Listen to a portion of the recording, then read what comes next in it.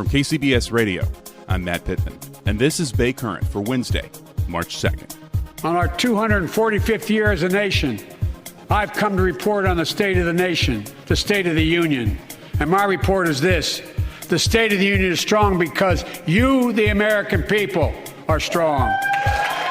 It's the day after President Joe Biden delivered his first State of the Union address, and here to help us break it down and understand what comes next for a president facing crises both at home and abroad from all different directions is KCBS political reporter Doug Sovern. Doug, your quick initial takeaways from the speech as you heard it. General takeaways, I thought it was a pretty strong speech. It was longer than I thought it would be. 62 minutes is how I clocked it. I didn't think he'd go quite that long. I didn't think he would get quite so granular on domestic policy because he didn't have a whole lot of new things to propose, but he reviewed a lot of things that have been stalled in Congress and exhorted Congress to pass them. But overall, for Biden, I thought it was pretty strong. We don't expect, high-stirring oratory from him, but I thought he delivered it fairly strongly, and it went over well. How much impact it'll actually have, that remains to be seen. Mm-hmm. Also, I will note, Matt, he began with foreign policy. I've been doing this a long time. I do not remember a president ever beginning a State of the Union with foreign policy, and he devoted the first 12 minutes of this speech by my clock to Ukraine and Russia, which is extraordinary, but obviously that is the issue most people were tuning in to hear about, and it's the number one topic in the world right now. Yeah, I mean, I think that the calculus had to have changed in the last 6 days, right? To address I wouldn't that. want to be his speechwriter having to rip up what they had before and start over. Hey, they get paid well to do it, but he had to do that, and yes. Personally, I found it pretty moving. A lot of what he had to say in support of the Ukraine people, very moving. When the Ukraine ambassador to the United States was in the chamber, that was a pretty special moment with First Lady Dr. Jill Biden up there embracing the ambassador. That was powerful, and we figured it would be. Right. Now, one thing you mentioned was getting granular on the domestic agenda, and I agree. I was surprised at how much he was able to work in talking points about his domestic agenda. And I think that's one of the problems that this administration has had with referring to programs by their name, the American Recovery Act, the Build Back Better. He talked more about specifics of his agenda. Yeah, I mean, Joe Biden has always cast himself as a regular Joe, an ordinary Joe from Scranton who took the train back and forth every day from Wilmington, and not a rich guy, blue-collar guy. But he's also very much a man of Washington. He's been there forever. I mean, I remember meeting him when he was a freshman senator. That's 45 years ago. That's how long he's been there. Doug, that's a long time ago. I was about to say. Yeah, I mean, I met him when I was in college, and he was in his first term. So that's almost 50 years ago. Wow. When he started, it was almost 50 years ago. I'm not that old, but I'm pretty old. But I do think he's gotten away from that a little bit in terms of connecting with the American people. And what's interesting in this speech, he said, my plan will do this. My plan's going to cut the cost of childcare. My plan, as if there were some new plan that he was proposing in this speech that people will go, oh, yeah, I like that plan. I'll vote for that. This is not a campaign speech. He's already in office. He's been there a year.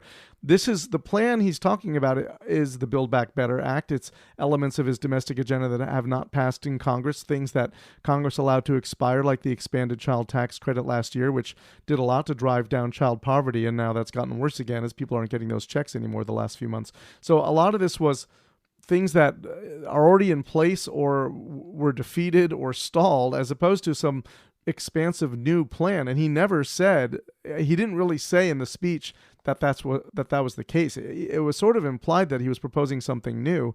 And I bet if you asked voters who didn't know better, they would probably say, "Ooh, I like this new plan. Yeah, let's do that." Because it was things that most people support. I mean, who does not support raising? Well, some people don't, but raising the minimum wage. Having universal pre-K, giving poor people more money, making childcare cheaper. I mean, most people are going to say, "Yeah, that sounds good to me." Well, when you ask the question, who doesn't support fill in the blank? I can't say that I'm surprised that Republicans sat for most of the speech, didn't stand in applause.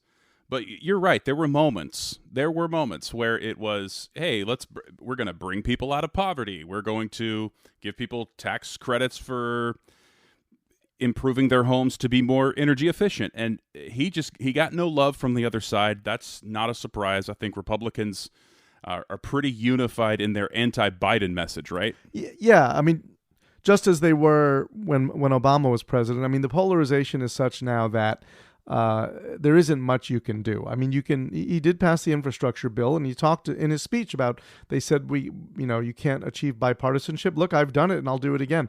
But the fact is, the way you get to some of these things may be through higher taxes, and the Republicans don't support that, or certainly not the taxes that the Democrats want to pass. And it's just very difficult in this climate, and I don't know when it's going to change. It's been this way for a generation now, to achieve consensus and bipartisanship. I mean, you can go back to Bill Clinton. 30 years ago, he didn't get a single Republican vote to reduce the deficit and balance the budget. And he got it through anyway, and we haven't had a balanced budget since his administration. So it's very difficult to get, people are so stuck on their politics and their partisanship and not looking at the bigger picture. It's very hard to move one side to the other. When he talks about things like inflation, and he I thought did a pretty decent job of kind of giving us the inflation for dummies tutorial. Like, yeah, okay, we had this pandemic. We had to shut down factories. When you shut down factories, people don't go to factories to produce goods. When goods don't get produced, they don't get delivered to stores, and then the supply chain backlog starts. He explained that pretty clearly. He explained very clearly that his administration has cut the national deficit in half. Will have within the first year and change of his administration. And those are all things that Republicans are hammering him on, and will continue to hammer him and Democrats on in this midterm year and then going into the 2024 year. Did he make any ground in improving that 38% approval rating that came out earlier this week, where right now he is in the absolute low of lows? He's in Trump approval rating territory right now. Did he do anything tonight to improve that for himself? Maybe. I'll point out the CBS News poll out today has him at 44%, and he's been there 43, 44 for the last few months. So, different polls. I think if you average them nationally, he's around 40, 41, which is low. I mean, the only president lower coming into his first State of the Union in history since polling began is Donald Trump, who was, just hated by so many Americans. He never could even get to 50%. The difference is that Biden has plunged from being in the 50s and near 60 to just in the low 40s now, because people sort of tune him out and they're blaming him for everything. Does he deserve the blame for inflation? That's a separate debate. But as you say, he made a really good case explaining how, and I won't go over it again because you just did, but why we have this inflation. And then he presented his plan for solving it, which essentially was build more things in America and everybody buy more things from America. Then we have a shorter supply chain. We put people back to work. That's a nice idea in the abstract. I don't know concretely how quickly that really brings down the price of milk and bread at the store, let alone gas, which is another set of scenarios as to what's causing that. But as far as whether it's going to make a difference, I mean, the problem is these speeches tend to be watched, but mostly by people from the president's own party. So probably 2/3 of Democrats watch this thing tonight, but maybe 20% of Republicans bothered to watch it. They don't care what Joe Biden says. They're not going to listen, and they're not going to agree. The reverse would be true. Inverse would be true if Trump were president. A lot of Republicans would watch, and many Democrats wouldn't bother. So a lot of people aren't going to hear what he said or aren't going to know what he said. They may see and hear media coverage over the next couple of days, and if it's mostly positive, if they hear strong, bold, ambitious Biden lays out agenda, they might, maybe he ticks up a point or two, but I would not expect much of a bounce from this. I really think what's going to happen here is he's got to find a way to improve the messaging. As you said, he's got to connect with people and not come off as an old, tired man, which, he is almost 80, and although I thought he was very strong in this speech, and he's got, inflation's got to stop going up. It's got to at least level off, if not come down. Gas prices cannot hit $5 or $6 a gallon. They're already at over $5 in many parts of the Bay Area, but nationally they can't get to 4 or 5 around the country. Ukraine has to go well. The pandemic has to continue to get better. I mean, this is what he needs more than a strong speech that people actually watch. He needs people to feel like things are getting better and going the right way. Because right now, in that CBS poll, 68% of Americans said things are going badly in this country.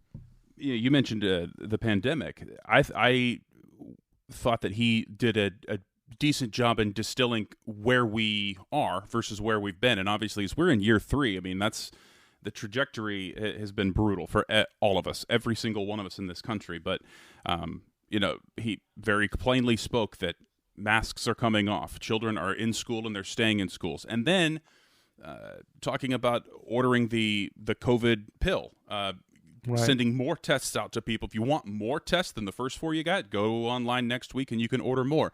And in short order, you'll be able to walk into, the president said in the State of the Union, you'll be able to walk into a pharmacy, get a COVID test, and if you test positive, you can get the COVID pill for free? I mean, that was a test and treat. I mean, those are like bombshell mic drop things that ordinarily in a State of the Union you would think would be game changers for a president. But people are so sick of COVID right now, Doug. Is that going to burst through? Well, I'll just to let you know, I was live tweeting as we went. I did not even tweet, I don't think, about the test and treat thing. He buried the pandemic in the middle of the speech. I mean, he was 30 or 40 minutes into a 62-minute speech before he even brought up COVID, really, because that's where it is in people's top of mind at the moment. It's all about Ukraine, and it's about inflation and crime and the economy, and thank God the pandemic is getting better, and we hope it will continue to. So it's not the thing that's going to move the needle as much. And he can, these we're talking about, they may seem like bombshells, but they're sort of gradations of what we've already got. Okay, you'll get test and treat. Okay, well, you can get more tests. Do we need more tests? I mean, people aren't needing to test as much. I've still got the ones that I got from the government a few weeks ago sitting in a drawer. We haven't needed them. So Same the demand for that is you can get a test anywhere now. It's easy. You can get it ordered online. It'll come the next day. The government ones took almost 4 weeks for me to get them. So, those things at the moment, thank heavens, are not as important to people. Getting the kids in school and taking off the masks, though, that's very important to a lot of people, and that's why he was hitting on that. But then you heard the Republican response, which really focused on the way Biden and the Democratic governors have handled COVID over the last year or two compared to the way the Republican governors have. And that clearly they were previewing what their argument is going to be for the rest of this year, that Democrats took away your freedoms and saw no greater result than we did, where we let you live your life. Yeah. The GOP response was interesting. The governor of Iowa delivered the GOP response. And in all fairness, that's probably, I think, one of the most difficult jobs in all of politics is to do that. You come off the grandeur of the most powerful human on the planet delivering this speech in the center, the cradle of democracy in the United States Capitol, to standing in front of a green screen somewhere after the fact. But, I mean, right off the top, she says, I don't know what Joe Biden's talking about. I'm paraphrasing, of course, but what is he talking about right now? All I see is an America that reminds me of the late 70s. And there she goes into 70s inflation, gas prices, the Russians, the Soviet threat. And it's like, okay, I don't know if I need to hear anymore because I already know what the message is. Every single problem they can, and it's their job to, pin it on Joe Biden. And, I mean, you want to go like in every, facet, any part on the range of problems, on the spectrum of problems that a president can have, Joe Biden has it right in his lap right now. That's what stood out to me about the GOP responses. They've got this grab bag of things. They can just reach in and pull one out and just tack it to Joe Biden and make a decent case in the eyes of many Americans. What did you make of the GOP response? Well, that's the problem for him, is that there's so much going wrong, even if it's not his fault, even if none of it is his fault. People feel like things are going badly, and therefore, when they are, as we all know, you blame the people in charge. Who's in charge? Joe Biden and the Democrats. Now, they can't vote out Joe Biden in November, but they can remove the Democrats from control of Congress and block his agenda, and that's why this looks so bleak for the Democrats in 2022, because so much is going wrong that can be blamed on him, whether fairly or unfairly. Her speech, as I said, the whole COVID argument, she dispensed with Ukraine fairly quickly because there isn't too much to say there, except to say that he didn't read the tea leaves and he could have kept this from happening. But the COVID argument is going to be very strong and for them, They think it is. We'll see where we are with the pandemic in November. But the economic argument is going to be center stage. We don't know how long Ukraine's going to go on. This could easily turn into a long, drawn, dragged out thing in Ukraine where people stop paying so much attention, and the pandemic could dissipate. And then it's all going to be about the economy and crime. It's going to be about quality of life. How much am I paying for gas? How much am I paying for food? Am I going to get mugged on the street? How bad is homelessness? And that'll be what it'll come down to. And I thought, as you said, her whole speech, I mean, turning back the clock, they're going to say, Joe Biden, now often what you hear in an election is, don't vote for him, he'll take you backwards, I'll move you forwards. They're going to be able to say, Joe Biden has already taken us backwards. I mean, that's going to be their case. Look, we're back to the Soviets, except they're the Russians now, but they're recreating the Soviet Union. We're back to gas lines and runaway inflation. That is their case today. If it'll still work in November, we'll see. But it's very clear that's the direction they're going to take. Never a dull moment. That's for sure. Doug? That is for sure. Appreciate it as always. Doug Sovern is our political reporter for KCBS Radio. Great stuff as always. Thank you, sir. Thanks, Matt. Thanks for having me.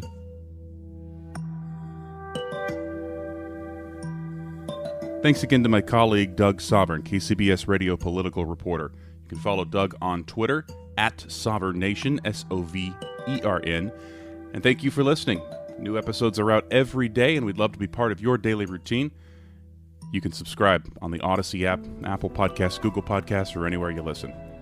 That's it for today's Bay Current. I'm Matt Pitman, and we'll chat with you again tomorrow.